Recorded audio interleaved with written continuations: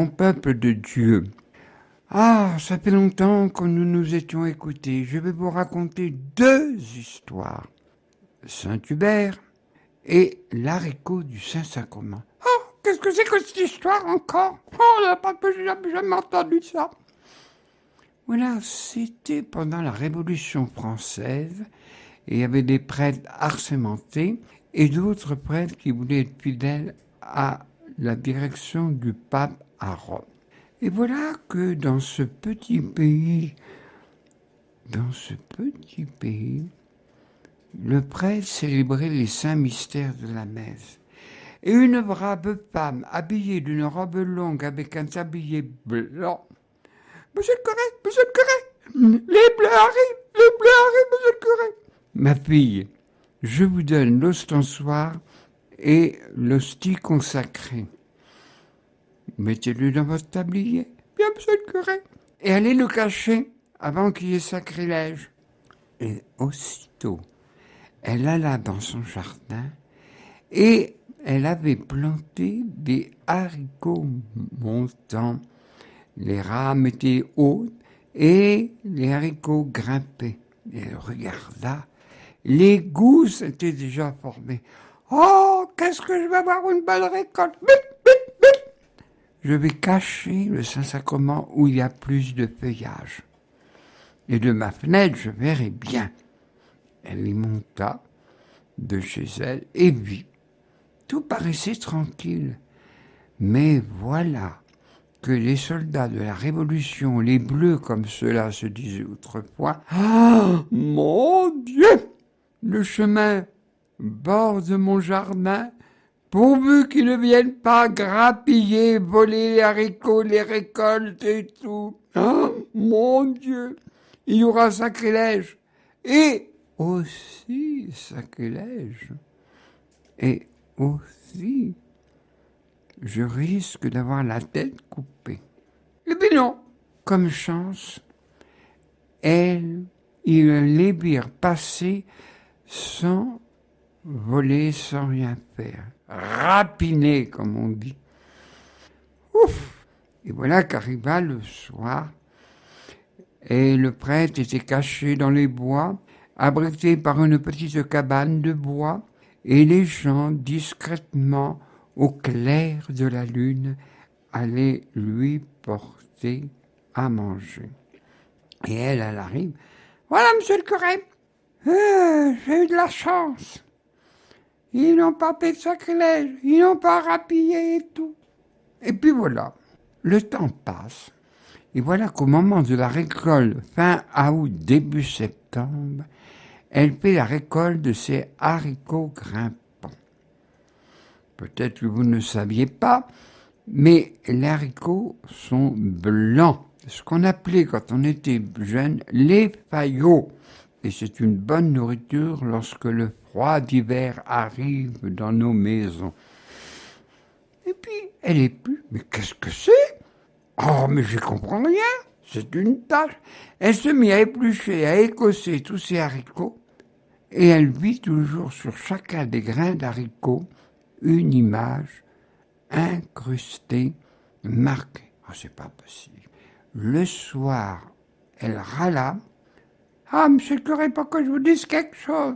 J'ai récolté mes haricots. Et puis alors, j'ai vu un signe. Regardez, monsieur le curé. Mais vous voyez pas, ma fille? Ben oui, je vois. Et alors? Vous voyez pas? C'est l'image de l'ostensoir. Ah, si vous le dites, monsieur le curé, c'est que c'est vrai. Eh bien, voyez, dit le prêtre, Dieu vous a remercié par cette image qu'il a laissé imprégner. Et elle, au printemps suivant, on plante les haricots quand les terres sont chaudes, mais plutôt au mois de juin. Et à la récolte suivante, elle vit ces haricots avoir le même dessin.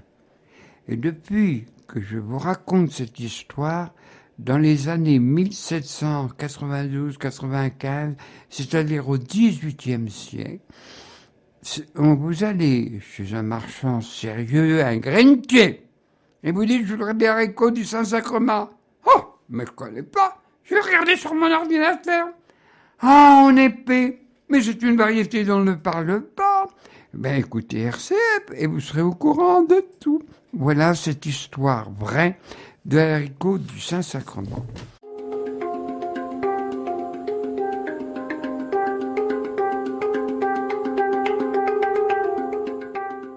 Mais voyons, nous raconterons deux grands saints, mais particulièrement Hubert du 7e siècle. Hubert, on le connaît pour quelque chose dont je vous dirai au déroulement de cette histoire.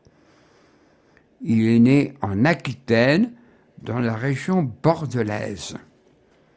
Et là, très vite, il perdit sa mère à l'âge de 2-3 ans.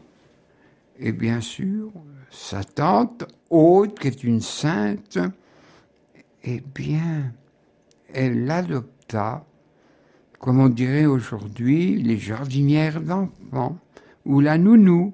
Ça revient très à la mode. Mais voilà que quand il grandissait, son père était un grand fervent de chasse. Et il n'y avait pas Bruxelles pour nous interdire ceci et cela. Il y avait les bois de partout. Et son père, il avait l'âge de 12 ans. Allez mon piston, viens, on va aller à la chasse. Content le petit gamin. Et son père, grand chasseur, jeta un bâton dans un buisson d'arbres. Et tout d'un coup, sortit un ours qui sauta sur lui, mais son fils de 12 ans, Hubert, fit cette prière, « Seigneur, aide-moi » et d'une lance appointie au bout, l'ours tomba mort. « Mon fils, tu m'as sauvé, tu m'as sauvé. » Désormais, tu iras à la chasse. Et le père avait passé la passion à son fils Hubert.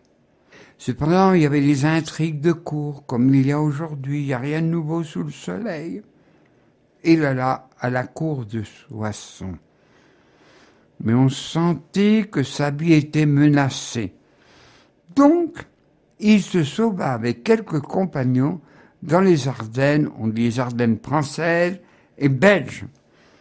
Et là, bien sûr, il fut éduqué. Mais c'est la chasse, il avait cette passion, mais cette passion.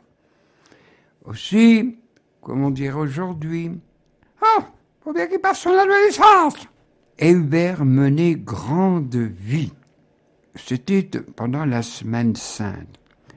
Et le prêtre lui dit, « Bergis, voyons, c'est la Semaine Sainte que vous allez empêcher vos gens. Oh, ben tu prieras pour moi, ça fera pareil. » Alors, dans une salle, mais notre Seigneur, il est fou, il tue pour tuer, et ça servira à rien. Oh, je vois un blanc, un serpe blanc, à 10 cornes, vite, mais on en a assez, ah, celui-là, je vais l'avoir. Mais alors, surprise de surprise, il vit ce serpe blanc à 10 cornes, et au milieu de ces cornes, il y avait une croix, et une voix se fit entendre. « Hubert, combien de temps encore ta passion te fera oublier tes devoirs religieux? Si tu ne te convertis pas au Seigneur en menant une vie sainte, tu iras brûler en enfer. » Complètement bouleversé. Mais que dois-je faire? Va voir l'évêque Lambert. Et il pria toute la nuit. Ces gens, mais qu'est-ce qui s'est passé? Et au petit matin du jour, il leur raconta ce que je viens de vous dire. Et on rentra à la maison seigneuriale, et lui fit une vie de ermite qui est très difficile. Et là, il pria. Il alla voir l'évêque Lambert. aussi, l'évêque Lambert lui dit « Il faut que tu ailles en pèlerinage à Rome voir le pape. » Et aussi, il eut ce songe, un drôle de songe. En effet, l'évêque Lambert essayé par la douceur, la patience, jamais par les armes, c'est une erreur, par la parole, par la prière et la grande passion. Mais un ergumène le tua sur le coup. Et Hubert eut ce songe le temps qu'il fut à Rome. Même le pape Serge eut ce songe. Et alors, le voix lui dit, Hubert, tu remplaceras Lambert. Tu es mort sauvagement. Il fut sacré évêque par le pape de Rome, le pape Serge. Et là, il revint triomphalement accomplir des miracles, mais particulièrement à cette époque, il y avait la maladie de la rage. Et Dieu lui avait donné ce nom, ce don de guérir les malades. Et la rage, à l'époque, fut terrible. Et la rage s'arrêta par un grand serviteur, Louis Pasteur. Mais ça, c'est une autre histoire. Et bien sûr, Hubert ne passait que sa vie à faire du bien, à bâtir des églises, secourir les pauvres, aller dans les campagnes et tout. Il fut aimé de tous. Et bien sûr, comme tout mortel, il fut rappelé à Dieu le 30 mai 727 au 8e siècle et ses reliques sont vénérées à Andage. Vous voyez, il n'y a pas que la légende. On dit la légende. Alors, dans l'esprit français, la légende, c'est la belle histoire. Alors, dans les légendes, c'est un peu arrondi, un peu comme les gens du Midi, ils en remettent. Et aussi, cette visite par le cerf Padicorde et une croix, je répète parce qu'on ne peut pas se souvenir de tout.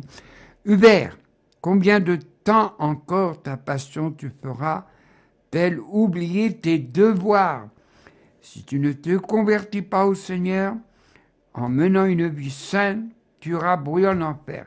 Il faut dire qu'à cette époque, on ne tournait pas en rond pour dire les choses. Voilà. Et aussi, je ne fais que d'évoquer. Ce jour-là, il y a la Saint-Hubert le 3 novembre, déjà passé, et il y aura aussi Martin de Porres, qui est né au Pérou, un noir. Et à l'époque, il y avait un racisme épouvantable. Il est né de couleur noire et on le chassait. Il était mal vu, mais toutefois, Dieu lui avait donné des dons de miracles extraordinaires. Comme par exemple, les Espagnols avaient amené le jeu du taureau. Et ce taureau courait dans toutes les rues de Lima. « Martin, Martin, Martin, vite, vite, vite, viens me sauver, viens me sauver !» Et Martin dit à ce taureau, enragé, arrête, au nom de Jésus. Mais je ne vais pas vous raconter la vie de Martin, je l'ai déjà raconté. Mais il est bon de se rappeler.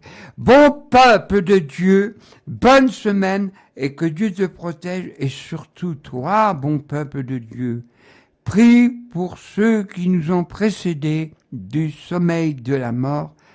Ah, Dieu, béni sois-tu, bon peuple de Dieu.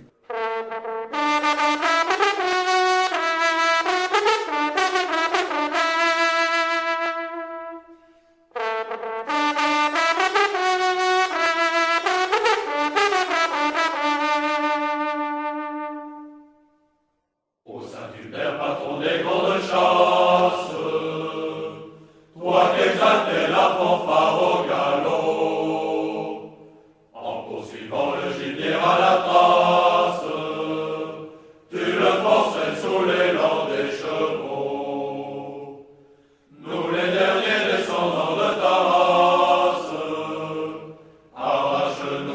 plaisirs avilis.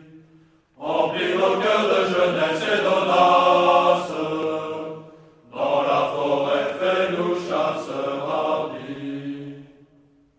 Sauve d'abord du bocage à l'Ardenne notre forêt si chère aux vieux Gaulois, pour qu'à son chant notre jeunesse apprenne les fiers secrets gardés par les grands bois. Fais nos yeux prompts et fais nos lèvres claires, pour bien lancer quand viendra le danger, le cri de chasse ou le dur cri de guerre. S'ils à la bête et courront la traquer, tu vis un jour au fond du hallier sombre, où tes limiers se pressaient aux abois. La croix du Christ que le grand serre dans l'ombre, couronnée de l'auréole de ses bois. Mystique appel qui ta grande âme, tu dis au courant méprisant à Dieu. Montre à nos yeux cette divine flamme, et conduis-nous camper sur les hauts lieux. Quand le Seigneur la chasse terminée, appellera notre nom à son tour. Épargne-nous les tristes mélopées,